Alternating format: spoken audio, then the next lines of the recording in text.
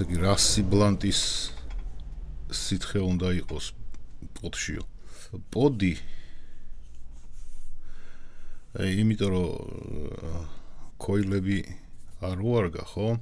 ძირითადად ქართული ქოილებია და არ უარგა ეს ქოილები.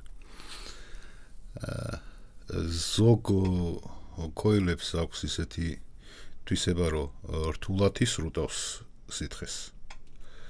ზოგ ქოილებს აქვს ისეთი თვისება, რომ ძალიან ადვილად ისრუტავს სითხეს. შესაბამისად, მე რო თქვენ გითხრათ, რომ პოჩი ჯასხით 50-50-ზე, ანუ 50 გლიცერინი, 50 პროპილენგლიკოლი, ხო? ესეთი შემადგენლობის სითხე. შეიძლება ერთ პოდზე და ერთ ქოილზე ივარგოს ამრჩევა, მაგრამ მეორეზე არ ივარგოს. აქედან გამომდინარე, თქვენ თვითონ უნდა ნახოთ თქვენ პოდს, რომელი სითხე მოუხდება. როგორც წესი მიღებულია, რომ 50-50-ზე, იმიტომ რომ რთულად ისრუტავს სითხეს. და არ კონდეს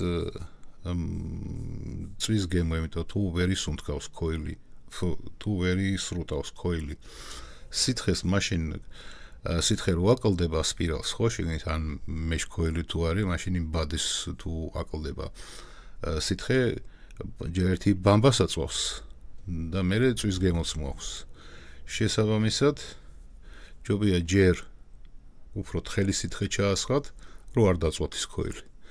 თუ გაუვა, ხო, მაგ შემთხვევაში და მე სითხეზე ვამბობ და არა კონდენსატზე. კონდენსატი და სითხე სხვადასხვა რაღაცა. შეიძლება გაზდიოდეს ქოილს და სითხე გამოდიოდეს და შეიძლება კონდენსატის აგროვებდეს თვითონ პოდი ისეთი კონსტრუქციის იყოს. და აქ სხვაობაა.